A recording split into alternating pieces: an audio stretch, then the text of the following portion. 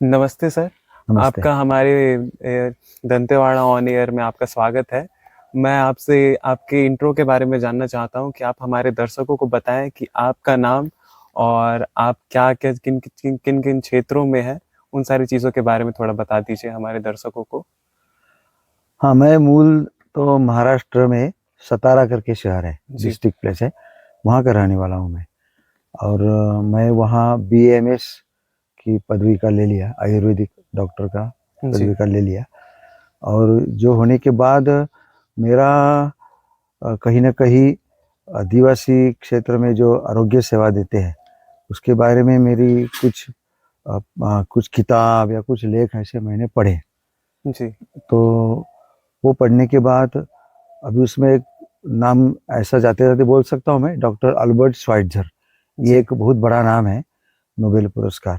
तो उनका लेख मैंने पढ़ा था। अच्छा। तो पढ़ने के बाद मुझे पहली बार पता चला कि मैं इस तरीके से कुछ काम हम लोग कर सकते हैं, करना चाहिए। जी, तो मैंने ये काम फिर पद मेरी डिग्री लेने के बाद मैं हुँ, आदिवासी क्षेत्र में वनवासी कल्याण आश्रम करके संस्था है, जी, इसमें मैं गया। और वहाँ गुजरात का डांग जिला और महाराष्ट्र का नासिक जिला, उसके बॉर्डर एरिया में मैं 4 साल काम किया, भिल्ल आदिवासियों के बीच में काम किया। जी, और वहाँ की स्थिति सब देखने के बाद धीरे-धीरे मुझे पता चला कि हमको इस काम को करना चाहिए। जी, और फिर मेरी रुचि बढ़ती-बढ़ती गई। 1990 में मेरा विवाह होने के बाद हम दोनों पति-पत्नी सीधे महाराष्ट्र से निकल के यहाँ बारसूर में, बस्तर में आए। और तब से हम लोग इसी इलाके के साथ जुड़े हैं। और जी। यहाँ के जनजाति समाज है, उसकी आरोग्य समस्या से हमारा संबंध रहा है। अच्छा जी, आपका इतना अच्छा इंट्रो के लिए आपका धन्यवाद। और अब मैं ये जानना चाहूँगा कि आपकी जो उपलब्धियाँ हैं या आपने जीवन काल में जो-जो उपलब्धियाँ प्राप्त की हैं, उन सारी चीज़ों के बारे में थोड़ा दर्शन दीजिए, बताइए उनके बारे में? हाँ, उपलब्धि बोलने से ये है कि हम लोग माड़िया समाज में काम करते हैं, तो इस समाज के लोगों का विश्वास अर्जित करना, जी, ये सबसे बड़ी बात हो जाती है। जी, क्योंकि मैं तो यहाँ का रहने वाला नहीं, जी, मेरा चेहरा भी बाहर का है। तो फिर भी मैं इतने सालों से इनके बीच में काम कर रहा हूँ, क्योंकि इस जनजाति समाज के लिए ही हम लोग अपना जीवन लगाए हैं। अच्छा, तो इसलिए मुझे उतना मुश्किल नहीं हुआ। जी, लेकिन धीरे-धीरे जब सेवा के माध्यम से जाएँगे तो लोगों का विश्वास प्राप्त कर सकते हैं। ये हाँ, मेरे अनुभव से बता रहा हूँ। जी, और मैं कितना भी जंगल में जाके वनवासियों के बीच में, आदिवासियों के बीच में जाता हूँ, मुझे अच्छा, किसी प्रकार का डर नहीं लगता है, किसी हाँ, प्रकार का मुझे कोई हिचकिचाहट नहीं होती, क्योंकि मेरा हेतु जो है, ये इन जनजाति समाज के जो बीमार लोग हैं, जी, खास करके बच्चों के लिए हम लोग ये काम कर रहे हैं। अच्छा, तो हमको किसी प्रकार का कोई डर या किसी बाधा हमको चिन नहीं लगती है। जी, हम ऐसे जंगल में जाते हैं और प्रोजेक्ट चलाते हैं, मेडिकल प्रोजेक्ट चलाते हैं इन लोगों जी। के लिए। ये सर आप किन-किन क्षेत्रों में काम कर रहे हैं? ये कौन-कौन से गाँव, ग्रामीण जगह है या फिर कोई ऐसे अर्बन जगह है जहाँ-जहाँ आप काम करते हैं? नहीं, इंडिया के हम लोग अर्बन क्षेत्र के लिए आए ही नहीं है। आए ही नहीं है। जी, हमको जनजाति समाज जितना जंगल है, जी। अबूझमाड़ का जंगल है, अच्छा, हमको वही जाके ही आदिवासी पेशेंट की सेवा करनी है। और खास करके आदिवासी बच्चों को ठीक करना, ये अच्छा। हमारा ध्येय है। इसलिए हम लोग सुकमा, जी, बीजापुर और दंतेवाड़ा जिला में, ज़्यादा करके दक्षिण बस्तर में दक्षिण बस्तर। हम इसको काम बढ़ा रहे हैं। अच्छा। और मेडिकल कैंप लेते हैं, हाँ, हाँ। कुपोषण का कुपोषण का अलग से कार्यक्रम लेते हैं। जी, उसको मास बोलते हैं, माने malnutrition anaemia elevation scheme. Elevation scheme. जी। मास एक योजना चलाते हैं। और कुपोषण के बारे में स्कूल एजुकेशन देते हैं हम लोग। सर ये आप किन-किन योजनाओं में आप जुड़े हुए हैं? जैसे आप कर रहे हैं, तो आप किन-किन योजनाओं को कर रहे हैं? जैसा कि आप जैसा बोले माल न्यूट्रिशन के बारे में और क्या-क्या क्षेत्र हैं जिनमें कि आप ऐसी सेवाएँ दे रहे हैं? इनकी चीज़ों के बारे में थोड़ा बताइए। नहीं, सबसे पहला हम लोग जो चालू किए वो, जी, सबसे पहले मैं यहाँ ओपीडी चलाता था रोज की, ओपीडी। जी। ओपीडी चलाता था।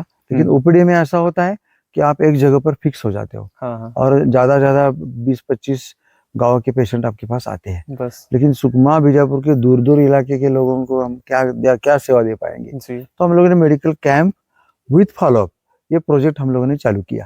तो हम अच्छा। लोग जंगल में जाके मेडिकल कैंप लेते हैं, हाँ, हाँ। यहाँ से दूर 20 किलोमीटर, 50 किलोमीटर, 70 किलोमीटर, 100 किलोमीटर, क्योंकि इतना दूर जाएँगे हुँ। तो वहाँ के और जंगल के पेशेंट वहाँ आते हैं। हाँ। समझ लो कि 20-25 किलोमीटर से पेशेंट आया है जी। मेडिकल कैंप में। हाँ। तो मैं यहाँ से 100 किलोमीटर गया हूँ, वहां से वो करीब 130 किलोमीटर से आया है। अंदर तो अंदरूनी इतना, इलाकों हाँ, से। अंदरूनी, तो उनको हमारा जी। लाभ मिलता है। अच्छा।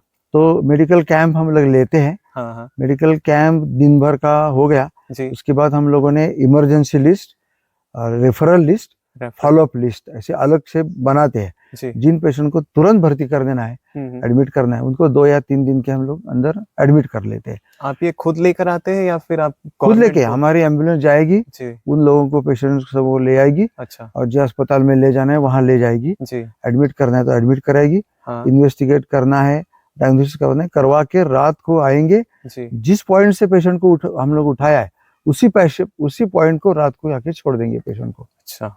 और ये सारा हम निःशुल्क करते हैं, निःशुल्क। पेशेंट से पैसा नहीं लेते हैं। ये कौन से हॉस्पिटल में करवाते हैं सर आप? महारानी, ज्यादा महारानी। करके हमारा पहले से महारानी महारानी हॉस्पिटल था, हॉस्पिटल। क्योंकि पहले वही हॉस्पिटल था। जी। अभी आजकल फिर डिमरापाल भी हो गया है, अच्छा। फिर ये अपना जिला अस्पताल भी अभी ठीक हो गया है, बीजापुर का जिला अस्पताल है। और ज्यादा करके हम लोग फिर मेकाहारा मेकाहारा में ले जाते हैं, रायपुर में। और हमारा एक प्राइवेट में एक विवाय करके हॉस्पिटल है, जी। ये कहाँ पर है? रायपुर में है, रायपुर। तो वहां भी हम लोगों को ले जाते हैं। तो सर एक चीज और जानना चाहता हूँ कि आपकी टीम कितने हैं? आप जैसे बताए आप और आपकी मिसेस हैं, और साथ में आपके कितने टीम के हमारे मेंबर्स हैं? करीब 7-8 कार्यकर्ता है अभी, 7-8 कार्यकर्ता। और सभी आदिवासी है। अच्छा। और वो 12वीं पास हुए कार्यकर्ता है, अच्छा, 12वीं पास होकर आपके साथ जुड़ चुके हैं। जुड़ सकते हैं, हाँ। जी। लेकिन अच्छा। उनको यहाँ की भाषा, क्योंकि माड़िया है जी। तो यहाँ की भाषा उनको आना जरूरी है। हाँ हाँ। तो वो सबसे जरूरी बात है, और उनको उत्साह चाहिए इस काम के लिए। हाँ। इस काम में आपके अंदर वो पेशेंट के बारे में प्रेम भावना जरूरी है। सबसे बड़ा जो आपका जो क्या बोले क्वालिफिकेशन है, हाँ। वो ये क्वालिफिकेशन है कि आपको आपके पेशेंट के लिए केयरिंग आपके नेचर, पास प्रेम चाहिए। प्रेम और एक प्रेम के केयरिंग बगैर आप नेचर। कुछ जी। कर ही नहीं पाओगे। जी, सही बात है। एक मेडिकल का फील्ड ऐसा होता है कि इसमें आपको केयर करना होता है केयर और करना होता है, लोगों को समझना होता है। नहीं। जी। और दूसरी बात है कि जी। यहाँ से पेशेंट हम लोग रायपुर ले जाएंगे, अच्छा। तो आदिवासी पेशेंट के लिए हाँ। हम जैसे अमेरिका जाएंगे, न्यूयॉर्क में जाएंगे, तो हमारे हाँ। लिए कितना मुश्किल है, बहुत ज्यादा। उतना ही मुश्किल यहाँ के जंगल के आदिवासी को रायपुर में ले जाना मुश्किल है। क्योंकि वहां जाने के बाद उसको तो सभी दुनिया ही अलग है उसके लिए। अलग है। वहाँ कौन किसको प्रेम से बोलेगा, नहीं बोलेगा, कौन लूटेगा, कौन हाँ। क्या करेगा, उसको हर जगह डर रहता ही है। जी। और वो डर सही भी है, हम लोग अनुभव भी हाँ। किया है। जी। तो हम लोग अपना कार्यकर्ता को भेजते हैं, और कार्यकर्ता उसके साथ रहेगा। जहां जहां उसको पैसा देना पड़ेगा, हर जी। जगह पर अपना कार्यकर्ता साथ में रहेगा। जी। ऑटो में बैठना है तो भी अपना कार्यकर्ता साथ में रहेगा, तो कभी ज्यादा पैसा नहीं ले रहा है, हम देखेंगे, क्योंकि उसका पैसा बचाना है। भाई वो जंगल से आया है, उसके पास हाँ। पैसा लिमिटेड है, जी। 700-800 रुपए, उसमें उसको अपना सब इलाज करवाना है। हाँ। हमारा मुख्य ध्येय क्या है, उसको डायग्नोसिस होना है, और डायग्नोसिस उसको ट्रीटमेंट अच्छी मिलना है। ये जी। उसका अधिकार भी है, हाँ। और हमारा कर्तव्य भी है। जी। तो हमारे साथ कार्यकर्ता उसके साथ रहेगा ही, और उसको सब करवा के, जो कार्यकर्ता लेके गया उसी कार्यकर्ता को ला के उसके घर में छोड़ना है। तो इसका मतलब आप एक गाइडेंस देते हैं जो भी यहाँ के लोगों को, क्योंकि ऐसा होता है कि जो नए लोग हैं उन लोगों को कुछ पता नहीं होता, मेडिकल के बारे में तो खासकर पता नहीं होता कि क्या कौन से हॉस्पिटल में लेके जाना है, किस तरीके का डायग्नोस करना है, कैसा ब्लड सैंपल लेना है, कितना खर्च पड़ता है, नए जगहों में क्या करना होता है। तो एक इस तरीके का आप सेवा दे रहे हैं कि उन लोगों को गाइडेंस दिया जाए। हाँ बिल्कुल, हम उनके साथ रहते हैं जी। और हम उनका पैसा बचाते हैं। जी। जहाँ उनका पैसा कम पड़ता है वहाँ हम लोग अपना पैसा लगा देते हैं। अच्छा। उनको पैसा खर्चा करने देते हैं। हाँ। ऐसा नहीं है कि सारा का सारा निःशुल्क करके फिर उनको उसका कोई महत्व ही नहीं रहेगा, ऐसा नहीं है। जी। उनको पैसा खर्चा करवा देना है। हाँ। जहाँ गाड़ी अटक गई वहाँ हमारा पैसा तुरंत दे के गाड़ी आगे ले जाना है। तो आप ये हम लोग करते हैं। आप फंड भी थोड़ा सा मतलब प्रोवाइड करते हैं, और हम सरपंच को पूछते हैं जी कि आपके गांव का ये पेशेंट है, कितना उसकी आर्थिक स्थिति क्या है। अच्छा। तो लोग गांव के लोग बोलते हैं अरे ये तो बिल्कुल निर्धन है, कुछ नहीं है। हाँ। तो हम पूरी तैयारी रखते हैं कि उसका पूरा खर्चा हमको करना है। या हम डॉक्टर को अनुरोध करते हैं जी कि ये पेशेंट है तो इसके पास कुछ भी नहीं है, इसका सारा खर्चा हम करने वाले हैं। अगर डॉक्टर संवेदनशील है तो बोलता है कि भाई मैं इतना कमाता हूँ, आपके पेशेंट से कमाने का मुझे कोई जरूरत नहीं है। हाँ। कोई कुछ भी नहीं देने से चलेगा, डॉक्टर बोलेगा। नहीं बोलेगा तो हम पैसा भरेंगे, हमारी तैयारी रहती है। अच्छा। लेकिन मोटो हमारा ये है कि वो पेशेंट का इलाज होना ही है। हाँ। हमारे पास आए हुआ पेशेंट को मेरे पास जो नॉलेज नहीं है, मैं जहाँ नॉलेज है उसको ले जाऊंगा और उसको ठीक करवा के लाएंगे। तो मैं नहीं, हमारे कार्यकर्ता भी ले जाएंगे। जी। ये सर आप बोल रहे थे माल न्यूट्रिशन, जो उस बारे में आप क्या क्या काम कर रहे हैं इस क्षेत्र में? माल न्यूट्रिशन में क्या है, हम लोगों ने मेडिकल कैंप, हम लोग बहुत सारे से अच्छा। करीब करीब 114 115 मेडिकल कैंप लिए हम लोगों ने। उसमें क्या होता है कि छोटे बच्चों की तरफ ध्यान कम दिया जाता है। कम दिया? अच्छा। बड़े उम्र के लोग हैं, अपना सोनोग्राफी, सिटी स्कैन, अपना सब जांच बीच करवा लेंगे। बच्चे के लिए थोड़ा पीछे रहेगा जी। बच्चा, और बच्चे का हीमोग्लोबिन कम है, कुपोषण है, ध्यान नहीं दिया जाएगा।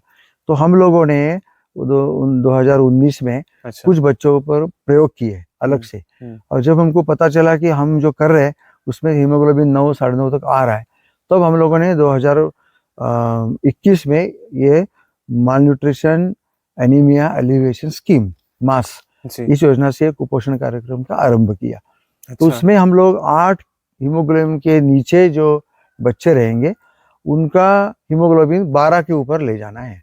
अच्छा। और उनको ब्लड ट्रांसफ्यूजन देने की जरूरत नहीं होनी चाहिए, उनको एडमिट होने की जरूरत नहीं होनी चाहिए। इतना स्थिति में उनको हम लाके रखेंगे, ये जरूरी है, क्योंकि इनके अंदर मलेरिया इतने बार आता है। एक साधारण आदिवासी बच्चा है ना, उसको साल भर में 4-5 बार बुखार तो आता ही है, साल भर में 3-4 बार मलेरिया तो होता ही है। सर्दी खांसी हमेशा रहती है, कमजोरी हमेशा रहती है, चेचक आना ये अलग बातें रहती है। तो ये सारे उनके जो प्रश्न है, उसमें इस जनजाति समाज का कितना पैसा खर्चा होता है, ये केवल इनके अज्ञान के कारण है कि हमारे बच्चे को कुपोषण है और उसी के कारण हमारा हीमोग्लोबिन वजन कम है, ये उनको उसका पता नहीं है। तो हम लोग उसको हमारे कार्यक्रम में लेते हैं, और 8 ग्राम के नीचे हीमोग्लोबिन रहेगा बच्चे को, हम लोग 6 महीना तक उसको हीमोग्लोबिन जांच करते हैं, सिकल सेल एनीमिया का जांच करते हैं, मलेरिया की जांच करते हैं, बाल रोग तज्ञ को दिखा के लाते हैं। उसके बाद फल्ली दाना, गुड़ और काला तिल का चिक्की बनाते हैं, हम लोग खुद बनाते हैं। चिक्की 40 ग्राम की, हाँ। तो वो रोज 40 ग्राम का एक चिक्की देते हैं। मल्टीविटामिन सैरप 2.5 महीना तक देते हैं उसको, आयरन सैरप 3 महीना देते हैं, मलेरिया की फुल ट्रीटमेंट करवाते हैं, डीवर्मिन, पेट में कृमि होते हैं उसका पूरा इलाज करवाते हैं। उसने मच्छरदानी नहीं है तो हम मच्छरदानी देते हैं, क्योंकि मलेरिया से उसको बचाना पड़ेगा। यहाँ का जो खून की कमी है, एक तो कुपोषण के कारण, पोषण कम है इसके कारण होता है। दूसरा खून की कमी है वो मलेरियल हीमोलाइसिस, माने मलेरिया के कारण खून टूटता है, वो एक है। और तीसरा सिकल सेल एनीमिया, एक जेनेटिक प्रॉब्लम है। तो इन तीनों केसेस में हम लोग 6 महीना तक उसका फॉलोअप लेते हैं, और हम ये तय कर देते कि हीमोग्लोबिन 12 के ऊपर जाना चाहिए। जैसा 12 12.5 के ऊपर गया, उसके बुखार की फ्रीक्वेंसी कम हो जाती है, उसको मलेरिया बिल्कुल कम हो जाता है, सर्दी खांसी बंद हो जाती है, कमजोरी बंद हो जाती है, बहुत सारी बीमारी उसकी कम हो जाती है। अच्छा। तो सर ये जो पीडिया के बच्चे हैं, ये 14 साल से नीचे बिलो? हाँ, 3 साल के नीचे, इसलिए कि सरकारी जो कार्यक्रम चलता है, कुपोषण का जो कार्यक्रम चलता है शासकीय तरफ से, वो 3 साल तक चलता ही है। फिर बच्चों की व्याधि प्रतिकार क्षमता अच्छी रहती है, माँ का दूध और इस तरीके से होता ही है। 3 साल के बाद उनका कुपोषण का असर ज्यादा करके दिखने को मिलता है। तो 3 साल से 12 साल तक या 14 साल तक हम इन बच्चों को हमारे पास रखते हैं, और उनका हीमोग्लोबिन 12 के ऊपर ले जाने का प्रयास करते हैं हम लोग। सर मैं एक और चीज जानना चाहूंगा कि ऐसा हर जगह आप पहुंच पाना मुश्किल है, तो आप क्या ये बता सकते हैं कि हमारे जितने व्यूअर्स हैं, कि अगर कोई कम लागत में अपने बच्चों को माल न्यूट्रिशन, कुपोषण से बचाना चाहते हैं, तो वो किस तरीके का खान पान खिला के वो माल न्यूट्रिशन से बचा सकते हैं? इसके बारे में आप थोड़ा कम लागत में, या फिर जैसा भी हो, तो क्या खिलाना चाहिए उनके दिन प्रतिदिन के खाने में? नहीं, देखिए, फली दाना, चना, गुड़ ये बाजार में मिलता है, कहीं भी बाजार में मिल जाता है। तो रोज बच्चे को थोड़ा भी फली दाना भिगा के अगर खिलाया, रात को भिगाना, सवेरे खिला दिया। चना भी भुंजा वाला चना रहेगा वो भी रहेगा, कच्चा वाला चना भिगा के सवेरे खिलाए वो भी चलेगा। गुड़ का एक टुकड़ा खिला सकते हो। इतना भी रोज देंगे तो भी उसका प्रोटीन लेवल बढ़ेगी। प्रोटीन बढ़ेगा तो हीमोग्लोबिन बढ़ेगा, क्योंकि हीमोग्लोबिन में प्रोटीन तो रहता ही है। प्रोटीन बढ़ेगा तो इनका हीमोग्लोबिन बढ़ेगा। फिर कई तरीके हैं, जैसा हरे पन्ने का सब्जी, ये लोग भोजन में कर सकते हैं। हरे पन्ने का सब्जी कोई भी लगा सकता है अपने आंगन में। हरे पन्ने का सब्जी जैसा आपका कोल्यार भाजी है, जंगल में जो मिलता है कोल्यार भाजी मिलती है, फिर पालक भाजी मिलती है, मेथी का भाजी मिलता है। अच्छा, तो ये हरे पन्ने का सब्जी, ये कोच्चे ही रहता है, कोच्चे कोच्चे का पन्ना, जो जड़ कोच्चे में का पन्ना, होता है। हाँ कोच्चे का पन्ना ये लोग खिला सकते हैं। अच्छा, तो ये सब्जी अगर भोजन में रहेगा, दाल मिलता है, अभी सरकार तो इनको 5 रुपए में 1 किलो चना भी देती है, हाँ, तो वो भी उनके लिए कितना अच्छा चीज है, जी, तो वो भी खिला सकते हैं। जंगल में चिरौंजी रहती है ना, जंगल में ये चिरौंजी भी। चिरौंजी जंगल में ये लोग काट के बाजार में बेचने के लिए आते हैं चिरौंजी जी, का बीज। जी, तो चिरौंजी अपने बच्चों को खिलाओ, ये जी, कुपोषण पोषण के लिए अच्छा है। आजकल महुआ, सूखा हुआ महुआ, जी, उसको और चिरौंजी, हाँ, इसको भी मिला के खिलाने का एक प्रयोग मैंने देखा है, तो वो भी खिला सकते हैं आप घर में। महुआ और चिरौंजी। चिरौंजी ऐसा भी खिला सकते हैं हम, उसके ऊपर कोई प्रयोग करने वाले हैं। जी, जैसा हम लोगों ने फली दाना, काला तिल और गुड़ इसका प्रयोग किया है, तो अच्छा, हमने ये देखा है कि ये सब करने के बावजूद भी हीमोग्लोबिन 10 साढ़े 10 बजे 10 साढ़े 10 तक होता है। अच्छा, तो इसलिए हम लोगों ने फिर मध्याह्न भोजन चालू किया। तो मध्याह्न भोजन में हम लोग तेल, दाल, हुँ, हल्दी पाउडर, मिर्चा पाउडर और हरे पन्ने का सब्जी, बीज देते हैं हम लोग, बीज देते हैं बीज आप लोग? देते हैं हम लोग कि बीज आप आंगन में लगाओ हुँ, और हरा पन्ना आएगा तो वो आप खिचड़ी में डाल के खिलाओ। तो अच्छा, चावल घर का रहेगा, जी, हम दाल देंगे, तेल देंगे, मिर्चा पाउडर, हल्दी पाउडर और हाँ, हरे पन्ने की सब्जी का बीज देंगे, तो अच्छा, आप उसमें डाल के खिलाओ। तो जैसे फाइबर। मध्याह्न भोजन आप चालू करोगे जी, तो उनका हीमोग्लोबिन 12 तक जाने लगता है। मतलब आप लोग फाइबर, प्रोटीन ये सारा चीज़ देते हैं, कार्बोहाइड्रेट वही जो चावल कार्बोहाइड्रेट तो चावल में चावल है, कार्बोहाइड्रेट बहुत ज्यादा काफ़ी है। जाता है, जी, प्रोटीन जरूरी है, प्रोटीन ज़रूरी है, जी, प्रोटीन्स है, विटामिन्स, ये विटामिन्स जी, ज्यादा जरूरी है। जी, तो फल भी है, हुँ, फल भी इनको खिला सकते हैं। अब देखिए, हुँ, कितना भी गरीब आदिवासी आदमी है, जी, आप तो जानते हैं जी, इनका आर्थिक स्तर क्या है, कितना हाँ, भी गरीब हो, आपके घर में आप केला का पौधा लगा सकते हो, हुँ, आपके घर में पपीता का पेड़ लगा सकते हो, जी, आपके घर में जाम लगा सकते हो, जी, जाम माने बेलोती बोलते हैं, जी, है ना, जाम ये लोकल गुआवा भाषा में गुआवा जाम गुआवा गुआवा बोलते हैं हम जी, लोग, ये तीनों लगा सकते हो। जी, ये आपके आहार में जाएगा, तो हुँ, सबसे अच्छा फाइबर तो जाम में है, और केला है, जी, केला है, और आपका पपीता है, पपीता पपीता, पेट के लिए विटामिन ए का स्रोत है, पेट विटामिन ए हजम जी, होने के लिए अच्छा चीज है। तो ये तीन तीन चीजें ऐसी है कि जो बच्चों को आप रोज खिला सकते हो, एक दिन आड़ा करके भी खिला सकते हो। ये अच्छा, जंग आंगन में लगाओगे तो फ्री ऑफ चार्ज मिलेगा, आपको हाँ, पैसे की जरूरत ही नहीं है। जी, थैंक यू सर इतना अच्छा कुछ बताने के लिए वैसे। और एक और चीज़ पूछना था सर कि आप इतना अच्छा काम कर रहे हैं, ऐसा तो नहीं हो सकता कि आपको कभी भी कोई कठिनाई ना आई हो? तो आप ऐसा कुछ जो कठिनाई आया हुआ हो, जो कि आपको फेस करने में बड़ा दिक्कत हुआ हो इतने अच्छे काम करने में, तो वो कुछ कठिनाई के बारे में आप बताइए कि क्या था वो कठिनाई जिसकी वजह से कि आपको काफ़ी तकलीफ होता था? कठिनाई, सबसे बड़ी कठिनाई हमको ये आती है जंगल में जी, कि जिन बच्चों के लिए हम लोग आहार लाया दिया है, अच्छा, अब देखिए ना, ये तो मैंने ये तो बिल्कुल मानने वाली चीज है कि हाँ, जिस घर में 8 ग्राम के नीचे वाला बच्चा है, हाँ, उसके बगल वाले उसके भाई बहन को भी हीमोग्लोबिन कम होगा, हाँ, उनका 9 होगा, हाँ, तो 9 होगा तो उनका भी बढ़ना ही चाहिए। जी, लेकिन हमको कुछ एक लिमिट रखना पड़ता है, इसलिए हम लोग 8 रखे हैं। हुँ, तो वो पोषकार देने के बाद उनके भाई लोग खाएंगे, बहन खाएगी, माँ पिता भी कमजोर है, हुँ, सभी औरत लोगों का हीमोग्लोबिन कमी है, तो उनको भी आपको देना पड़ेगा। तो अच्छा, हम देते नहीं है, लेकिन वो खाते हैं, हाँ, हम उसको मना नहीं कर सकते कि भाई आपको नहीं लेना है, ऐसा नहीं बोल सकते, तो वो सब लोग लेते हैं। ये एक दिक्कत है। दूसरी दिक्कत है शराब, कि जिस अच्छा, घर में शराब के जो माँ पिता शराब पी रहे हैं ना, हुँ, वहाँ उनको उसमें कोई सिंसियरिटी नहीं है कि हम 8-10 हज़ार का दवाई पोषक आहार हमारे बच्चों के लिए मिल रहा है हुँ, बिना पैसे का, अच्छा, तो वो हमको बराबर रोज खिलाना है, ध्यान देना है, ये उनके दिमाग में नहीं है। शराब पीने वाले माँ पिता से कुछ अपेक्षा ही नहीं कर सकते। तो शराब सबसे बड़ा अड़ंगा है, शराब जी, सबसे बड़ी बाधा है। तो इसमें हम कैसे करेंगे, ये तो बात अलग ही बात है। समझाते हैं हम लोग उनको कि नहीं, आप ये सारा जो हम कर रहे हैं ना, आपके इस बच्चे के लिए कर रहा है, इसका जीवन अच्छा बनाना है। हुँ, तो लेकिन आपकी चिक्की तो हमको अच्छी लगती है, हम लेते हैं बीच में, अच्छा, तो हम क्या बोलेंगे? जब सभी कुपोषित है, तो हुँ, मेरा मन ऐसा कैसा कहेगा कि बाकी लोगों को नहीं खाना चाहिए। फिर भी एक मर्यादा रखने के लिए हम बोलते हैं नहीं नहीं नहीं नहीं, आप अपने बच्चों को, ये बच्चों के लिए ही दिया हम लोगों ने, उसी को ही हाँ। खिलाना है। मन के अच्छा। अंदर मालूम है कि बाकी लोग खाने वाले हैं, और थोड़ा सबको बहुत कुपोषण खाने है तो के उनको लिए। देना भी पड़ेगा। हाँ। लेकिन इतना सारा बड़े लोगों के लिए देने की पर्याप्त हमारे पास नहीं है, ऐसा भी नहीं है, हम सोचे नहीं है।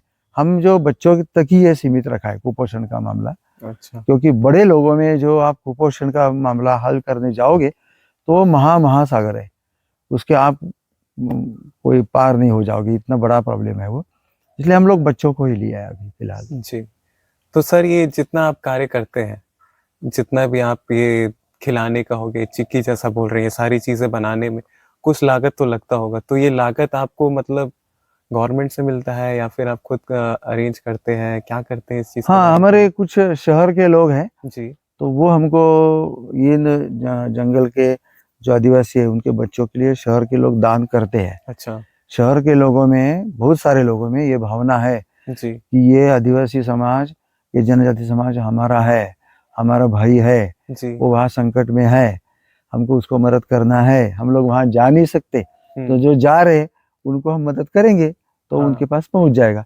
ये भावना शहर के अनेक लोगों के बीच में है, नहीं ऐसा नहीं है, तो वो लोग हमको दान करते हैं। जी। भले उन लोगों ने कभी देखा नहीं है कि ये पोषाहार कौन से बच्चों को जा रहा है, लेकिन उनके अंदर वो भावना है कि ये हमारी भारत माता है, भारत माता की सेवा हमको करनी है, तो इन बच्चों के लिए हमको काम करना है। तो शहर में कई ऐसे लोग हैं कि घर में कोई बड़ा आयोजन है जी। तो आयोजन नहीं करते, जैसे किसी शादी का आयोजन है, हाँ। किसी का और कोई प्रोग्राम है, तो आधा ही खर्चा करेंगे और आधा खर्चा इस डोनेट। काम के लिए देंगे। तो ये भी भावना लोगों के अंदर है।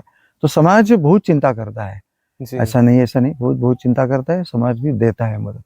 तो अगर कोई लोग और डोनेट करना चाहे सर, तो वो किस तरीके से कर सकते हैं? आप थोड़ा बताएंगे उसके तो बारे हमारा कृतज्ञता ट्रस्ट का QR कोड है, उसका नंबर भी है, में? जी। उसमें हमारा पैम्फलेट में दिया रहता है। हाँ। तो उसमें आप QR कोड से ऑनलाइन भी पैसा जमा कर सकते हैं। जी। कैश देना है तो हमारे पास लाके दे सकते हैं। हम बारसूर में केंद्र है, पनेड़ा में, गीदम के पास पनेड़ा में हमारा केंद्र है। जी। वहाँ चित्तूराम वेक करके अपना कार्यकर्ता है, हाँ। पनेड़ा में, गीदम के पास 4 किलोमीटर पर है। तो वहाँ भी उसके पास भी कैश देके उसके पास से रसीद भी ले सकते हैं। अच्छा। तो लेकिन जो भी डोनेशन आप देंगे, हम प्रत्येक को रसीद तो देते ही हैं हम लोग। जी। सर एक और चीज़ पूछना था कि आप इतने सालों से कर रहे हैं ये काम, तो आपके कुछ ऐसे बेहतरीन एक्सपीरियंस को बताइए जिसके कारण कि कोई एक पेशेंट जो बहुत ज़्यादा तकलीफ में रहा हो और उसको आपने ऐसा अच्छे तरीके से ट्रीटमेंट दिलाया हो, या ऐसा एक और एक्सपीरियंस बताइए कि जो बहुत खराब एक्सपीरियंस रहा हो, आप ग्रामीण क्षेत्रों में काम हाँ, करने से गए हो। कई सारे अनुभव है, जी। कई सारे अनुभव है। लेकिन अभी समझ लीजिए 1 साल 1.5 साल पहले का एक लड़का मेरे पास आया, जी। और वो बीजापुर जिले का था, जी। और वो शायद दंतेवाड़ा में हम्म। किसी ने उनको हमारे बारे में जानकारी दिया था कि अच्छा। वो बारसूर में एक आश्रम है, वहाँ लोग रहते हैं और वो लोग आपको मदद करते हैं, मैं आपको मदद करेंगे, आप वहाँ जाइए। तो वो लड़के को मेरे पास लेके आए, जी। तो ऐसे शाम को लेके आए, उसका पिताजी और उसका दोस्त मोटरसाइकिल पर लेके आए। हम्म। तो वो 12वीं पास नहीं किया था, अपीयरिंग होने वाला था। तो उसके पहले उसके दोनों पैर उसके लकवा मार दिया, दोनों पैरों में लकवा मार दिया। तो मेरे पास आया, मैंने देखा तो मैं बोला ये तो CT स्कैन, MRI सब चीज़ें है, यहाँ तो होगा ही नहीं, तो इसको हमको रायपुर ले जाना पड़ेगा। अच्छा। तो मैं थोड़ा सा पहले डर गया कि कहीं अंदर कैंसर विंसर निकलेगा, तो ऐसे केस में हाथ लगाना ही डर है कि भाई कितना खर्चा करेंगे, क्या करेंगे। अच्छा। तो ऐसा पहले थोड़ा मन में ऐसा ये चल रहा था, दुविधा चल रही थी कैसे करें नहीं करें। तो 15-20 दिन के बाद उसी लड़के का फिर फोन आया, सर मैं ऐसा पड़ा हूँ, आप कुछ करने वाले हैं क्या, बताइए। तो मैं बोला, फिर मेरे मन में आया कि चलो मैं भगवान का नाम लूंगा, ये दंतेश्वरी माँ का नाम ले लूंगा। अब जो दंतेश्वरी करना चाहेगी वो करेगी, हम अपना प्रयास चालू करेंगे, भले सफलता मिले असफलता मिले, सोचना नहीं है। फिर मैंने उसको बताया कि आपको रायपुर ले जाना पड़ेगा और मेकाहारा ले जाना पड़ेगा। तो फिर हमारे कुछ डोनर्स थे, उनको हम लोगों ने महाराष्ट्र में, तो उन्होंने 18,000 20,000 इकट्ठा करके भेजे तुरंत हम लोगों को उसी बच्चे के लिए। और फिर ये बच्चा जो है एकदम निर्धन परिवार है, क्योंकि आदिवासी परिवार है, और वो ऐसे गांव में आके बैठा है कि जहाँ उनको केवल रहने के लिए जगह गांव वालों ने दिया है, ऐसा है, उनके पास जमीन में कुछ नहीं है।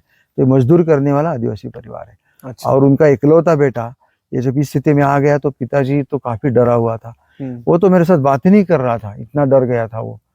तो पैसा तो कुछ था नहीं, जी। हम लोगों ने 18-20 हजार इकट्ठा किए, फिर उसको जगदल रायपुर ले जाना था। तो हम लोगों ने कहीं से संपर्क करके बीजापुर के कलेक्टर साहब से संपर्क किया। अच्छा। और बीजापुर के कलेक्टर साहब बोले कि हम इस पेशेंट को मेकाहारा तक पहुंचाएंगे, आप चिंता मत करिए, बाकी उधर का आप देख लीजिए, पहुंचाने की व्यवस्था हम लोग करेंगे। तो कलेक्टर साहब ने एम्बुलेंस को उसके घर में भेजा। घर से उसको गाड़ी में बैठते समय उस लड़के को मैं बोला कि देखो तुम डर गए हो और अभी तुम्हारी मदद के लिए एक भी आदमी सामने नहीं है, फिर भी तुम रायपुर जा रहे हो, तुम दंतेश्वरी माँ का नाम लेके ही गाड़ी में बैठना जी। ये तुम ध्यान रखो। 3 बार दंतेश्वरी माँ का नाम ले लो, तुमको कहीं से मदद आ जाएगी आपने को अभी मालूम नहीं, लेकिन मिलेगा, मतलब चिंता मत करो, तुम चलो लेकिन आगे चलो। क्या है ना, आदिवासी पेशेंट को गांव से बाहर निकालना सबसे बड़ी बात है वो जी। क्योंकि यहाँ फिर उसको गुनिया मांत्रिक तांत्रिक उसमें फिर बैठे रहेगा वो। हाँ, ये सही बात। तो वो गड़बड़ है। वो बाहर एक बार घर से बाहर निकलेगा ना, गांव से बाहर, फिर उसको दुनिया में जाओ भगवान के नाम लेके चलो आगे। तो वो गया, वहां उसको भर्ती हो गया। रात को उसको भोजन नहीं मिला क्योंकि कोरोना चल रहा था, भोजन की सुविधा नहीं थी। अब वो कुछ नहीं कर पाए तो हम लोग क्या करेंगे। फिर सवेरे सवेरे मैंने एक चंद्रेश जी करके हमारे एक दोस्त है भिलाई में, उनको मैंने फोन किया कि ऐसा ऐसे लड़के को मैं भेजा हूँ और वो वहाँ है, इसके पास अभी भोजन का सामग्री है लेकिन भोजन बनाने नहीं दे रहे, रात से भूखे बैठे हैं, आप क्या कर सकते हो उसके लिए बताइए। बोले मैं गाड़ी से जाता हूँ, आप चिंता मत करिए। वो आदमी भिलाई से आया, उस लड़के को मिला, पहले सबको भोजन खिलाया, सबसे पहली बात। उसके बाद एक एडवोकेट थे हमारे यहाँ, एक प्रतीक वर्मा करके एडवोकेट है रायपुर में, उनके दोस्त है वो, उनको उन्होंने बुलाया और वो दोनों ने मिलके उसको मेकाहारा में फिर भर्ती भी किया। उसके बाद उसको डीएस के अस्पताल में भर्ती किया और उसका फिर ऑपरेशन करवाया। अच्छा। और ये सारा निःशुल्क हुआ और करीब करीब 2 महीना के बाद उसको ऑपरेशन करवा के डिस्चार्ज करके फिर यहाँ भेज दिया। ये 2 लोगों ने उसको बहुत मदद किया। अभी एक न्यूरो सर्जन है, वो उनको अचानक मिले अस्पताल में। हाँ। तो बात करते करते वो बोले कि अरे तुम कहाँ के हो, तो मैं नेलसनार का हूँ, बीजापुर जिला, तो गोंडी में बात कर रहा था। तो मैंने मैं सुकमा का हूँ, मैं डॉक्टर हूँ यहाँ। अच्छा। और मैं आदिवासी हूँ, तुम क्या चिंता कर रहे हो, मैं तुम्हारे पीछे हूँ, चिंता मत करो।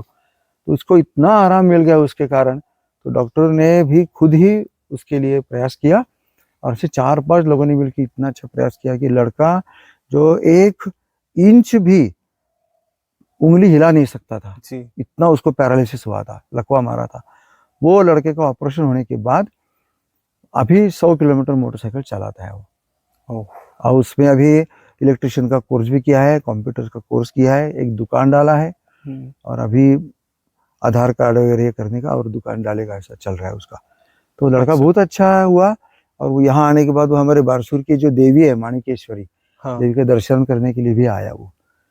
तो हम लोग बोलते हैं कि आप भगवान का नाम लेके चलो, भगवान आपको मदद दे देगा। तो सही में ये होता है ऐसा जी, मेरा अनुभव है। ऐसे कई केसेस है, मैं अभी आपको 4-5 केसेस ऐसे भी बता सकता हूँ तुरंत जी। फिर एक और बता दीजिए, ये तो काफी मोटिवेटिंग था कि कैसे आप इस संस्था से जुड़ के एक इंसान का जो कि पैरालाइज्ड हो चुका है कि अगर यहाँ रहता तो वो कुछ नहीं कर पाता, पर आपके सहयोग से और दूसरे लोगों के सहयोग से इतना बेहतरीन वो अब चल फिर पा रहा है।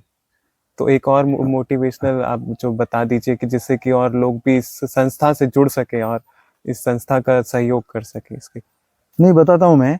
मेरा ये इस पॉडकास्ट के माध्यम से मैं सभी लोगों को, ज़्यादा करके जनजाति समाज, आदिवासी समाज के टीचर्स हैं, आदिवासी समाज के जो पढ़े लिखे लोग हैं, सबके लिए मैं यही संदेश दे दूंगा कि आपको मौका मिलता है, मौका मिलते ही आप अपने समाज की सेवा के लिए आपको तत्पर रहना है।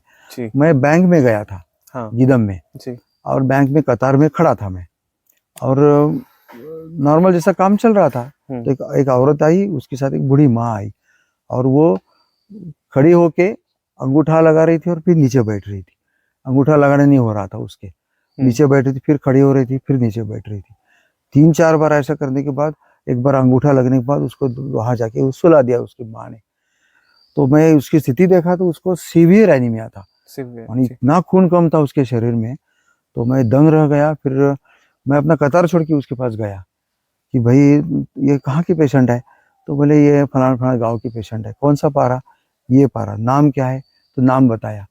तो मैं तुरंत लिखवा लिया हाँ। और मैं उनको बोला कि मैं आपको मिलूंगा बाद में। फिर मैं कतार में खड़ा हो गया और जब मेरा काम होके निकल गया। आने के बाद हमारी एक कार्यकर्ता थी अंती यादव। जी। अंती यादव यहाँ गीदम के पास रहती थी। उसको मैं बोला, हम दोनों उसको देखने के लिए उसके ससुर के घर में गए। तो वहाँ उसको पूरी सोई है वो औरत जी, वहाँ घर कितना में। एज होगा लगभग उसका? ये उसका 25-26 एज होगा, अच्छा। लेकिन पूरी सोई है, उसके जी। अंदर कोई ताकत ही नहीं थी। और मैं देखा तो इतना खून की कमी, इतना कमजोर हुआ औरत।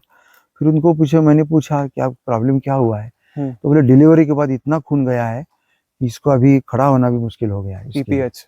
हाँ, पीपीएच। तो मैं बोला कि भाई अभी कैसा करेंगे? तो आपको तो मैं भर्ती होना पड़ेगा महारानी में, हम आपकी सुविधा कर देंगे। तो बोले कैसा ले जाएंगे, क्या करेंगे? फिर हम लोगों ने एम्बुलेंस दे दिया और उसको जाके महारानी में भर्ती किया। वो डॉक्टर लोग बोले कि 2 खून का बोतल तो तुरंत लगेगा इसके लिए। अच्छा। लेकिन तब तक मैं रायपुर गया था मेरे काम के लिए। रायपुर मुझे फोन आया, फिर मैं रायपुर से तुरंत रात को आया। जी। सवेरे उठ के जगदलपुर में अपने ये है अपना एक ग्रुप है, रविशंकर जी, हाँ। आर्ट ऑफ लिविंग वाले, जी। उनका एक ग्रुप है। उनको हम लोग बोलने से वो तुरंत ब्लड डोनेट करते हैं। तो अच्छा। उन्होंने 2 बोतल खून दिया और वो महारानी में उसको 2 बोतल खून चढ़ाया हम लोगों ने। जी। और उसको कम से कम 10-15 दिन उसको एडमिट किया था वहाँ।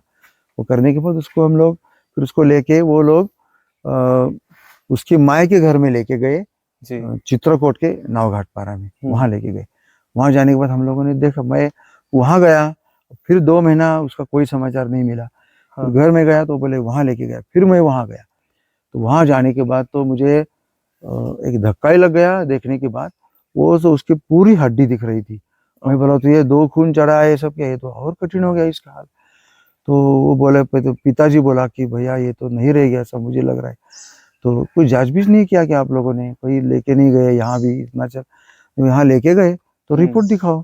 रिपोर्ट देखने के बाद देखता हूँ तो HIV पॉजिटिव। अच्छा। मैं बोला अरे बाप रे, ये तो HIV की केस है, ये हमको पता ही नहीं लग रहा था। फिर ये कैसे होगा? फिर मेरे तो सामने आंखों के समय तारे चमकने लगे, अब ये HIV केस है, इसको कैसे पार करेंगे? फिर उसको मैं हम लोग उनको बोले कि आप फिर महारानी में भर्ती करो, मैं वहाँ आ रहा हूँ। HIV अब इसमें लिखा है। उसके पिताजी को HIV का पता ही नहीं था, क्या है मामला ही मालूम नहीं था। तो फिर हम लोगों ने उसको वहाँ भर्ती किया। फिर नहीं, उसको लेके जाने के बदले मतलब अभी मेरे पास पैसा नहीं, बोला तो मैं 500 रुपये दिया, ये 500 रुपये में गाड़ी कर लो और गाड़ी से मैं यहाँ ले जाओ, 30 किलोमीटर आपको ले जाना है और भर्ती करना है। पीछे से आ रहे, हम वहाँ गए तो आए ही नहीं। हाँ। 3-4 दिन तक वो पेशेंट भर्ती हुआ ही नहीं। अच्छा। फिर हम लोग घर में आए तो 3 महीना के बाद उस पेशेंट को यहाँ लाया था। जी, कहाँ पे? इंद्रावती के बगल में, इंद्रावती के किनारे उनका हाँ। गाँव है। मैं नाम उसका नहीं बता रहा हूँ आपको। जी, जी, नहीं है, उसको तो डिस्क्लोज करना भी वहाँ सही। उन्होंने जी। गांव में लाया था उसको। लाने के बाद हम लोगों ने उसको फिर जिला अस्पताल लेके गए, दंतेवाड़ा। दंतेवाड़ा। जी। वहाँ डॉक्टर्स लोगों को दिखाया। हम्म। हमको डॉक्टर संजय बघेल जी ने जी। बहुत बहुत बड़ा सहयोग दिया वहाँ।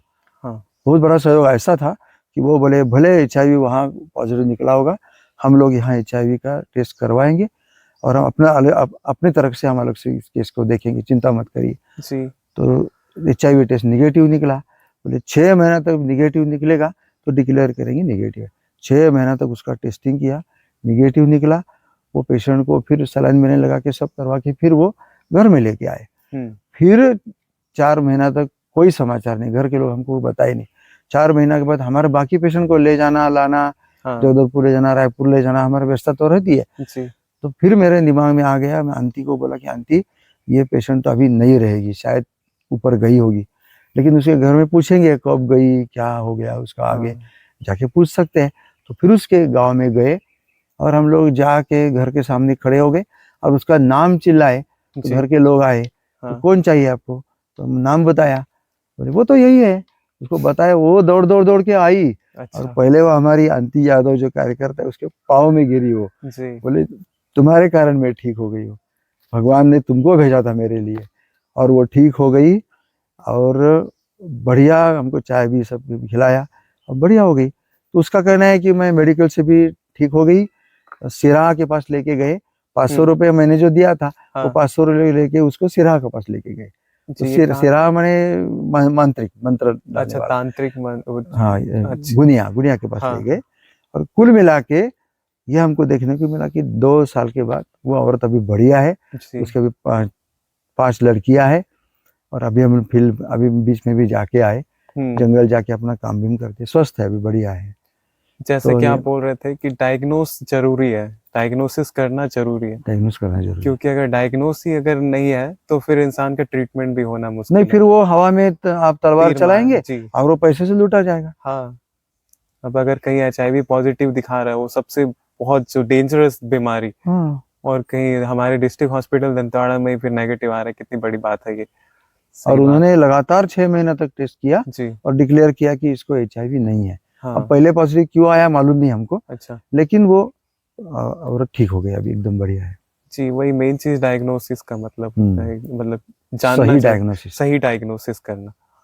सर, और कोई ऐसा जो बहुत खराब एक्सपीरियंस रहा हो आपके इस जो कार्य कर रहे हैं आप, इन चीजों में सबसे खराब एक्सपीरियंस जो रहा हो, वो एक कोई किस्सा बताएंगे? खराब एक्सपीरियंस माने एक पेशेंट हमारे पास आया जी और उसका गले में बड़ी बड़ी गांठें आई थी जी। ऐसी। तो उसको हॉजकिंस डिसीज ऐसा एक हो सकता है, माने हाँ ऐसा गांठें वगैरह आई थी। हाँ। तो हमने अंदाज किया कि ये कैंसर का पेशेंट होगा। हम्म तो ये हम लोग उसको रायपुर लेके गए। हम्म।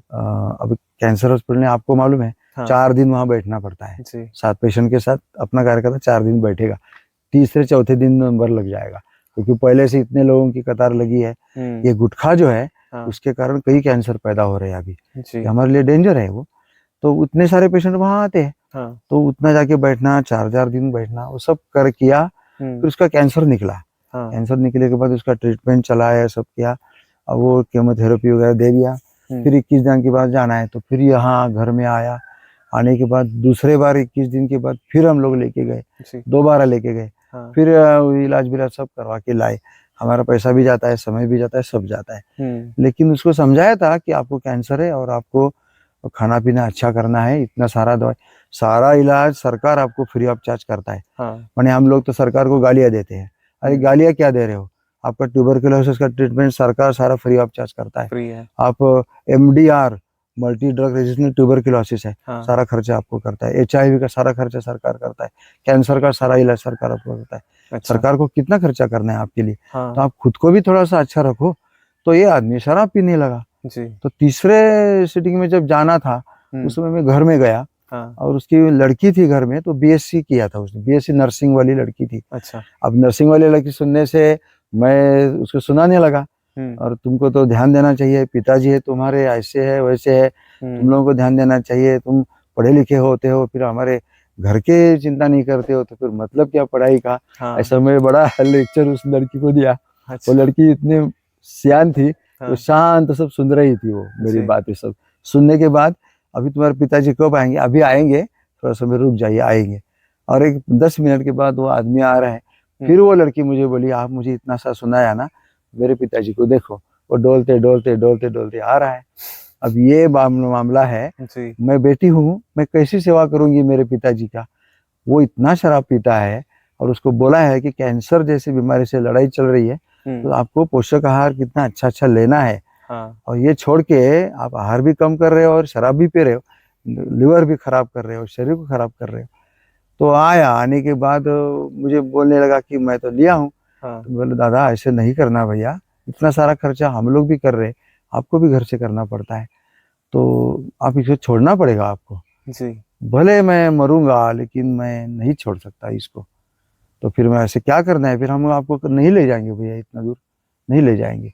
नहीं तो कैसे करेंगे, तो आप हमको कुछ दीक्षा विक्षा ले लो, हमको गारंटी दे दो कि मैं शराब छोड़ाऊँ, तब हम फिर आपका प्रयास करेंगे। अभी आपके दरवाजे में हम लोग नहीं आएंगे। 2-3 बार आपको लेके गए, अभी नहीं आएंगे। तो वो आदमी फिर हमारे पास भी नहीं आया, शराब भी नहीं छोड़ा। हाँ और 6-8 महीना के बाद वो खत्म हो गया। अच्छा। तो कर नहीं पाया उतना। सर, ये जैसा आप बोल रहे हैं फॉलो अप केयर भी आप देते हैं? जैसा आप लोग, एक केस ऐसी थी कि हार्ट की केस थी, हाँ और वो एकदम सेंसिटिव एरिया में थी। मैंने ऐसा इलाके में था कि वहाँ बाहर के आदमी जाने का भी सोच नहीं मुश्किल ही था वहाँ, क्योंकि आपको मालूम है बस्तर का संवेदनशील क्षेत्र आप जानते हो क्या है, तो वहाँ जाने का भी मुश्किल था। मैं उस पेशेंट को, हम लोग उसको टूडी को करने वाले थे, मात्र 10 रुपए में टूडी को करवा के लेंगे हम लोग। टूडी को 10 रुपए में करना है। तो मैं यहाँ से 60 किलोमीटर गया अगले दिन, दूसरे दिन सवेरे फिर 60 किलोमीटर गया। जी, ये कौन से सन की बात बोल रहे हैं आप? ये 2015 में होगा, 15-16 में होगा। तो इतना दूर गया मैं जी। और सवेरे जब गया तो उसके बस्ती में गया तो वो उसकी पत्नी शराब पिए थी। और ये आदमी शासकीय अस्पताल, शासकीय छात्रावास में खाना बनाने के लिए गया था। हमने बुलाया, बस्ती वाले लोग उसको बुला के लाए जी। तो पहले लोग सब लोग बोले कि सरकारी आदमी आया है। मैं बोला सरकारी नहीं हूँ भैया, मैं आप लोगों की मदद करने वाला आदमी हूँ। मैं क्या सरकारी ऐसा नहीं, प्राइवेट में है हम लोग, लेकिन हम लोग आदिवासी समाज की सेवा करते हैं, इसलिए इतना दूर से आया हूँ। तो मेरा कोई इरादा नहीं है। तो वो शराब पी के आया था, वो आदमी भी शराब पी के आया था, माँ भी शराब पी के आई थी, और ये सवेरे 7 बजे का समय था। तो घर की एक छोटी लड़की थी, लाल कपड़ा पहना वाला, और उसको उठाया था बस्ती वाले लोगों ने। एक छोटी लड़की है 6-7 साल की, और वो उसके बाल पूरे ऐसे ये किए वाले, लग ही रहा था कि सो के उठाया उसको, सोई हुई लड़की को उठाया उन लोगों ने। अब वो उठाया, चाय बना के दिया होगा उसको, और बिस्किट और चाय लेके वो लड़की मेरे सामने आई। तो इसका चेहरा, उसका थका वाला, नींद से उठाया वाला, ऐसा छोटी लड़की का चेहरा। वो चेहरा देखने के बाद, मैं तो चाय पीता नहीं हूँ, लेकिन मैं बोला ये हमारी दंतेश्वरी माँ है, और इसके लिए मैं चाय पीऊंगा। तो मैं चाय पिया, बिस्किट खाया, सब खाया, और मुझे बहुत दुख हो गया कि जिस घर में सवेरे 7 बजे माँ पिता शराबी है, उन बच्चों का क्या भविष्य है। इस बच्चे का जन्म तो कहीं कोलकाता में, कहीं मुंबई में, कभी रायपुर में भी हो सकता था। यहाँ जन्म इतना संवेदनशील एरिया में जन्म हुआ है, तो उस लड़की को हमको तो और अच्छा मदद करनी चाहिए। वो ज्यादा हकदार बनती है मदद लेने का। तो हम पढ़े लिखे हैं, हमको उनको मदद करनी चाहिए। तो फिर मैं वहां से आया, आते समय मैं सोच विचार करके आया कि इसके बाद हम इन बच्चों का भविष्य बनाएंगे। इसलिए बनफूल परिवार इस नाम से हम लोगों ने शुरू किया। तो वो घटना वो थी, इसलिए बनफूल परिवार, ये जंगल का बच्चा है, इसके लिए हमको जो करना है सब कुछ करेंगे हम लोग। तो हार्ट का पेशेंट है, हम हार्ट के पेशेंट को भी ले जाते हैं सत्य साई संजीवनी अस्पताल रायपुर में, वहां जाके फ्री ऑफ चार्ज हार्ट का ऑपरेशन करवा के लाते हैं। करीब करीब निःशुल्क हो जाता है पूरा का पूरा, जाने आने का खर्चा होता है, अस्पताल 1 रुपया भी नहीं लेता है। हार्ट का ऑपरेशन होता है बच्चों का। अबुझमाड़ के एक बच्चे का हम लोगों ने ऐसा ऑपरेशन करवा के लाया। जी सर, एक और चीज बता दीजिए हमारे दर्शकों को कि क्या जो सबसे बड़ी बड़ी बीमारियां हैं, वो कौन कौन सी बीमारियां हैं जो बड़ी बड़ी बीमारियां होने के बावजूद भी जो सरकार है वो फ्री में सेवाएं देती है, कि इलाज का खर्च है वो सरकार पूरा उठाती है, वो कौन कौन सी बड़ी बड़ी बीमारियों के बारे में? अरे ये देखिए ना, ये सभी प्रकार के कैंसर्स है जी। इसका कितना प्रचंड खर्चा आता है इसमें। ये सारा सरकार देती है। कैंसर हो गया, कैंसर का है जी, और वो सरकार देती है। ट्यूबरकुलोसिस का, जी, दुनिया में सबसे ज्यादा बीमारी तो ट्यूबरकुलोसिस है। अपने गांव में भी आपको 4-5 पेशेंट तो ट्यूबरकुलोसिस की मिलेंगी। वो सब सारा सरकार करती है। लेकिन अपना हमारे जो जनजातीय समाज के लोग हैं, ये ट्रीटमेंट पूरा नहीं करवाते हैं, आधा छोड़ देते हैं, इसलिए ड्रग रेजिस्टेंस आता है, और फिर वो रेजिस्टेंस होते होते मल्टी ड्रग रेजिस्टेंट ट्यूबरकुलोसिस में कन्वर्ट हो जाता है वो डिसीज। तो उसका खर्चा 3 लाख 4 लाख रुपए खर्चा है, वो भी सरकार फ्री ऑफ चार्ज करती है। आपका HIV है, एड्स है, सरकार फ्री ऑफ चार्ज करवाएगी। आपको उल्टी दस्त हो गया, अस्पताल में भर्ती किया, आपका फ्री ऑफ चार्ज करेगी। मलेरिया से भर्ती हो जाते हो, सरकार फ्री ऑफ चार्ज करवाती है।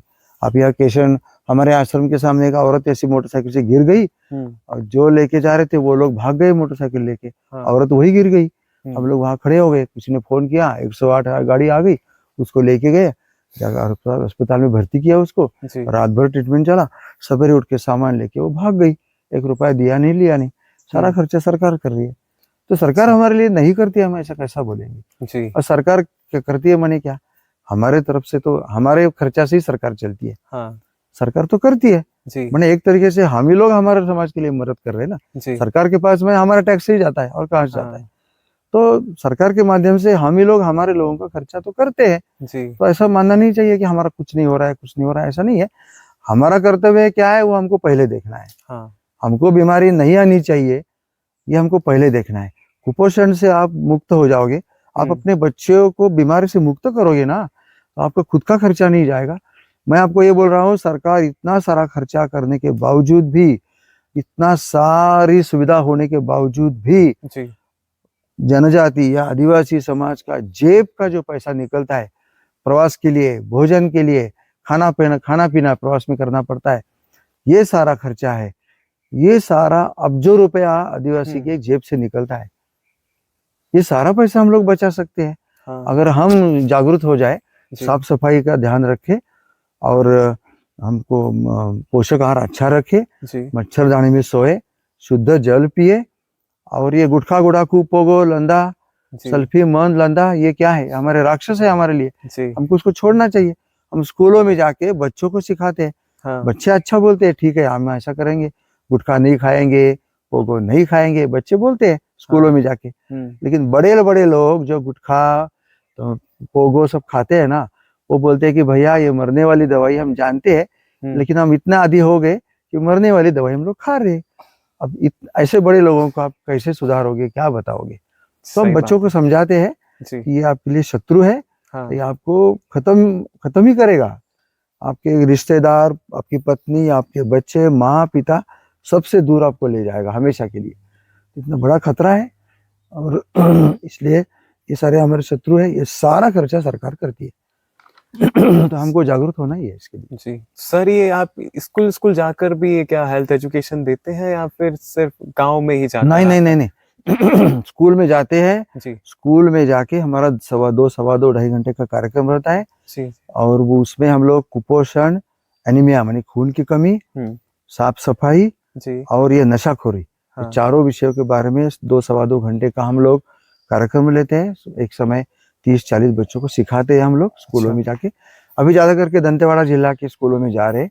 जी, अभी देखेंगे, अभी सुकमा बीजापुर में जिले में भी जाना है, तो हम हाँ, सिखाते हैं, बच्चों को जागरूक करते हैं। क्योंकि देखिए हमारे पास एक कैंसर का तज्ञ हमारे परिचय वाले हैं, जी, तो वो टाटा कैंसर हॉस्पिटल में है, अच्छा, मुंबई में, मुंबई में, जी, मुंबई में है। और वो जर्मनी से पढ़ाई की है, हुँ, तो आधा साल जर्मनी में रहते हैं, आधा साल भारत में रहते हैं। अच्छा, गुजराती डॉक्टर है, कैंसर तज्ञ है। हुँ, तो उन्होंने हमको कहा है कि भाई हम ये कैंसर का ऑपरेशन करते करते थक गए हैं, कितने ऑपरेशन करेंगे, रोज इतनी केसेस आ रही है, हुँ, तो जहाँ केसेस पैदा हो रही है वहां तो रोको ना, हाँ, यहाँ लाके क्या करोगे आप?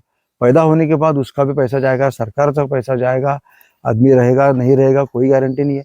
वहां रोको आप लोग। जी, तो वो डॉक्टर का कहना है कि वहां रोकोगे, जितना पैसा लगेगा मेरे से मांगो, मैं देने के लिए तैयार हूँ। अब वहां आप रोको, लेकिन ये बहुत मुश्किल बात है हमें। हाँ, मैं हलबारास में गया था, तो मैं बच्चों को सिखाने के लिए गया जी, और मैं मुर्गा बाजार, अगले हाँ, दिन मुर्गा बाजार था वहाँ, हाँ, दूसरे दिन वहां गया तो सारे गुटखा के पाकिट गिरे हुए थे। तो पाकिट ऐसा मैं इकट्ठा कर रहा था, हुँ, इसलिए कि ये पाकिट माने ये आपके लिए राक्षस है, लोगों को दिखाने के लिए, ये आपका शत्रु है, तो हुँ, इसको गले में लगाना है या क्या इसको दूर रखना, ये आपके हाथ में है। तो जी, दिखाने के लिए उसको एक डिस्प्ले करेंगे, हुँ, दवाखाने में, इधर स्कूल में जाके दिखाएंगे, ऐसा कर दे। तो एक छोटी लड़की आ गई 8-9 साल की, हाँ, तो मुझे बोली कि सर ये आप क्या कर रहे हो? गुटखा का हुँ, पाकिट इकट्ठा कर रहा हो, तो आप खाते हो क्या? तो बोला आपको क्या लगता है मैं खाता हूँ क्या? पता नहीं। तो मैं नहीं खाता हूँ, फिर क्यों हुँ, इकट्ठा कर रहे हो? तो मैं स्कूल में जाके दिखाने के लिए ये कर रही हूँ। अच्छा, तो मैं बोला कि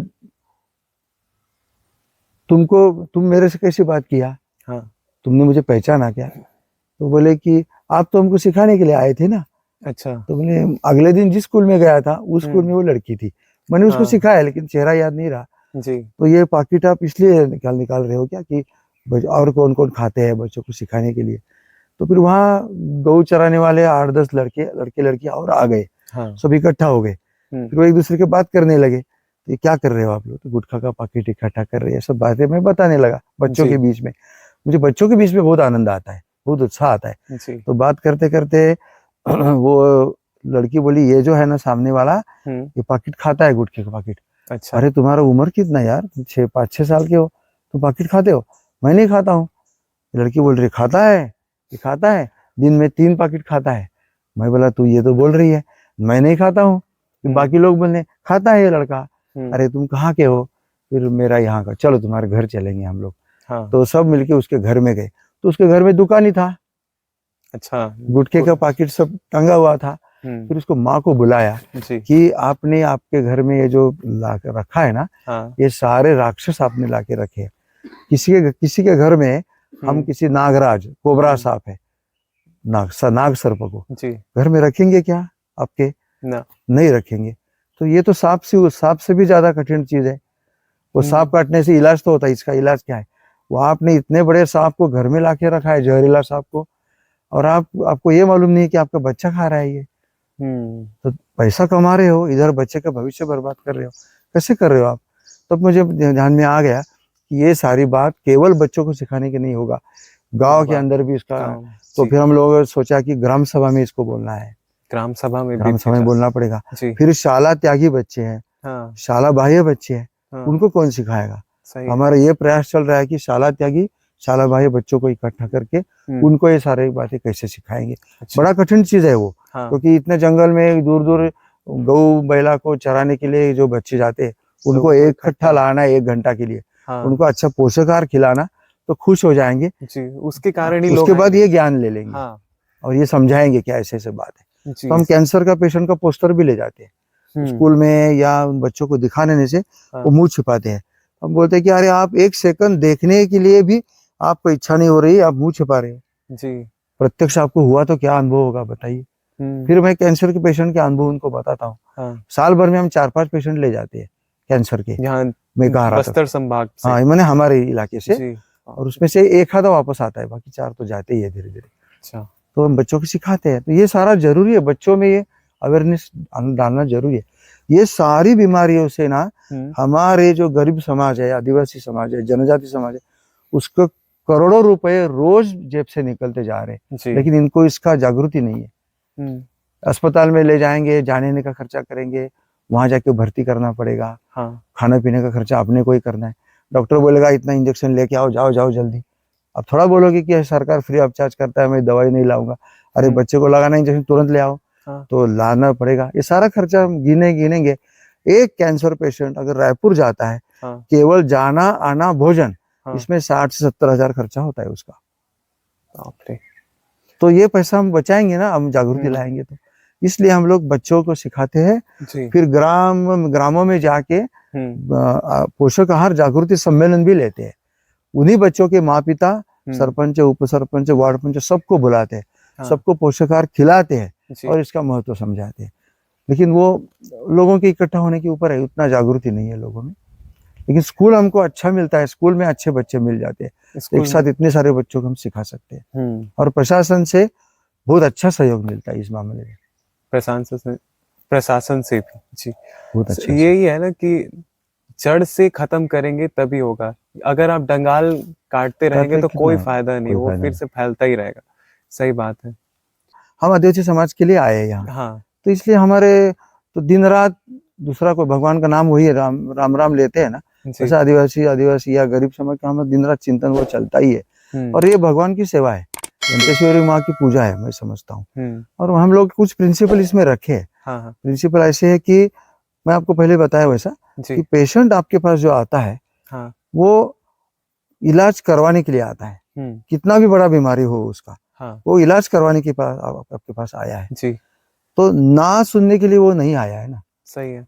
आप इतने संकट में हो, हुँ, मैं समझ लीजिए कि आप बीमार हो हुँ, और आपको मुंबई जाने के लिए बताया, हुँ, आपको कलकत्ता जाने के लिए बताया, आपको न्यूयॉर्क जाने के लिए बताया, हाँ, और वहाँ का डॉक्टर बोलता है कि इलाज नहीं होगा, हाँ, तो अब कितना खराब आपको लगेगा। सही है। एक जंगल से एक आदमी आपके पास आता है हुँ, इलाज कराने के लिए, एक उम्मीद मैं से, नहीं कर सकता हूँ, जी, लेकिन जहाँ इलाज होता है वहाँ ले जा सकता हूँ मैं, हाँ, वो तो कर सकता हूँ, उसके लिए तो कोई चिंता नहीं है। सही बात। पैसा हम लोग देते, पैसा डोनेशन से मिलता है, हुँ, हमको कष्ट उसके लिए लेना पड़ता है, डॉक्टर लोगों का अनुरोध करना पड़ता है, हुँ, और सभी डॉक्टर लोग हमको मदद करते हैं।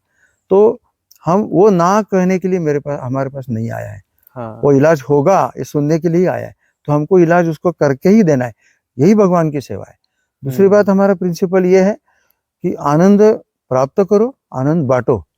जी, मेरे पास आनंद नहीं, मैं दूसरे को नहीं बांट सकता हूँ। हाँ, ये जो काम कर रहा हूँ, जी, ये मैं माइंडफुली करता हूँ, ये मेरे मन से मैं सब कर रहा हूँ ये काम, मुझे जी, कोई जबरदस्ती नहीं है, हुँ, मैं अपने मन से करता हूँ। अपने मन से मैं 2 दिन सो भी जाऊंगा, मुझे कोई चिंता नहीं है हाँ, कि मैं अभी नहीं जा सकता हूँ, मैं 2 दिन सो जाऊंगा, जी। लेकिन अगले 3 दिन में उनके लिए दौड़-धूप करूँगा, मेरे मन से सब कुछ करूँगा मैं। तो आनंद प्राप्त करने के लिए आध्यात्मिक कुछ अपने को करना पड़ता है। तो मेरा आध्यात्मिक भी सब चलता है मेरे अंदर जी। और वो मुझे ताकत देता है। तो वो आनंद मैं लेता हूँ और आनंद लोगों को देता हूँ। तो ये हमको ये जो प्रकृति जिस प्रकृति के साथ हम लोग यहाँ बैठे हैं, हाँ, ये प्रकृति में हमको ये सब सिखाती है ना हमको, कितना आनंद है ये, कितना देती है। देखो हमारे अब ये जो पौधे आपको मैं दिखा रहा हूँ, जी। इस पौधों को सफ़ेद-सफ़ेद फूल आते हैं फरवरी महीना में। हाँ, अब यहाँ जितने पौधे दिख रहे हैं आश्रम में, जी। सारे पौधों में फूल आ जाते हैं। हाँ, और प्रकृति का कमाल देखो क्या आश्चर्य है, इस फूल का कोई सुगंध नहीं रहता है, गंध ही नहीं इसको।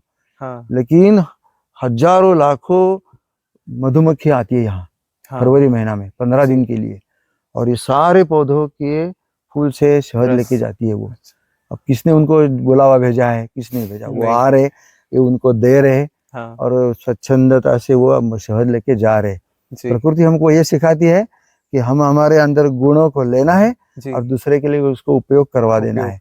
केवल हम अपने लिए नहीं आए, जी। पैसा कमाना, अपना गृहस्थी चलाना, ये तो सब कुछ सब लोग करते हैं, जीव सब वही कर रहे हैं। जी। लेकिन उसके पार मेरे समाज के लिए मैं क्या करूँगा?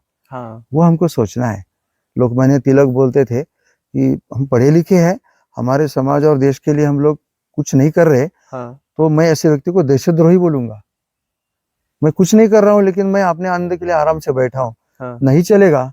आप देश के साथ विरोध कर रहे हो। आपको ज़रूरत व्यक्ति को मदद करना ही है।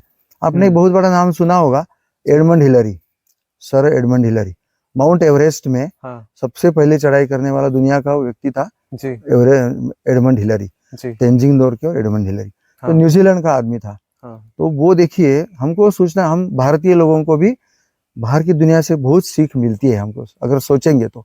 जी, तो एडमंड हिलरी एवरेस्ट पादाक्रांत किया, उसके बाद उसका दुनिया में नाम हो गया, उसका प्रचंड हो गया। भारत में हाई कमिश्नर था वो, न्यूजीलैंड का ये था, सब था। लेकिन वो जब नेपाल में घूमता था तो नेपाल के लोगों में इतनी गरीबी थी, इतना अशिक्षा और इतनी बीमारी थी उनके अंदर। तो वो उन लोगों को पूछा कि मैं आपके पास आता हूँ, मैं यहाँ आपके घर में रहता हूँ और ये आपका जो माउंट एवरेस्ट और हिमालय, इसके कारण मुझे दुनिया में इतना प्रसिद्धि मिली, तो मैं आपको क्या दे सकता हूँ? तो वो लोग बोले कि हमको आप स्कूल दीजिए, हमको अस्पताल दीजिए। अब मैं आपको बोल रहा हूँ, अब नेपाल कभी जाएंगे, सबसे अच्छे अस्पताल एडमंड हिलरी फाउंडेशन की तरफ से है वहाँ। सबसे अच्छे स्कूल है वो एडमंड हिलरी फाउंडेशन से चल रहे हैं दुनिया वहाँ नेपाल में।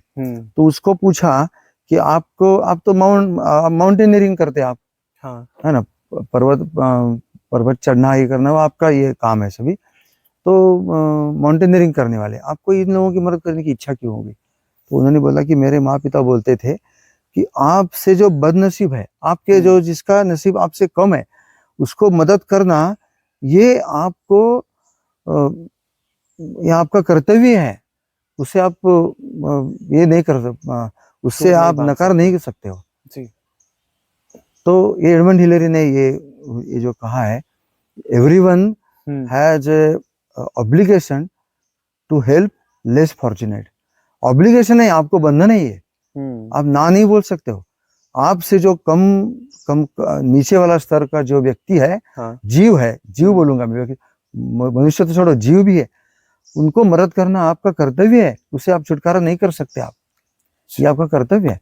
तो एडमंड हिलरी ने इतना बड़ा काम किया, विदेश का आदमी हमारे देश के लिए इतना बड़ा काम किया, तो हमारे देश नेपाल भी, भारत के लिए भी इतना काम किया। तो ये हमको प्रेरणा देती है सारी चीजें।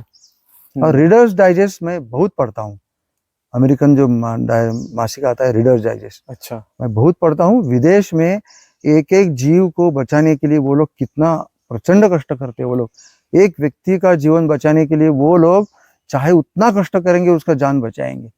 और हमारे यहाँ तो कितने लोग मर जाते हैं। इंद्रावती में डोंगा पलट जाती है, 10-15 आदिवासी बह गए, चले गए, किसी को कुछ नहीं लगता है। ये क्या है?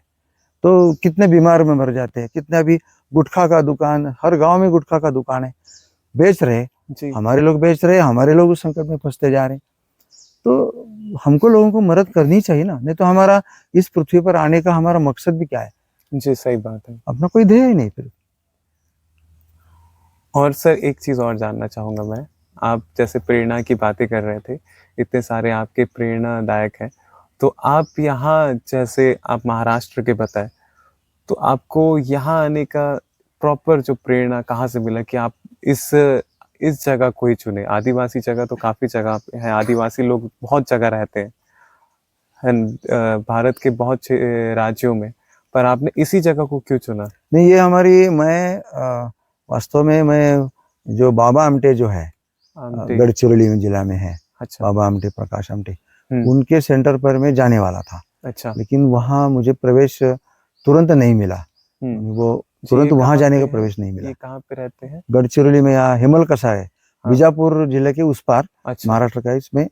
गढ़चिरौली डिस्ट्रिक्ट है और वहाँ हाँ।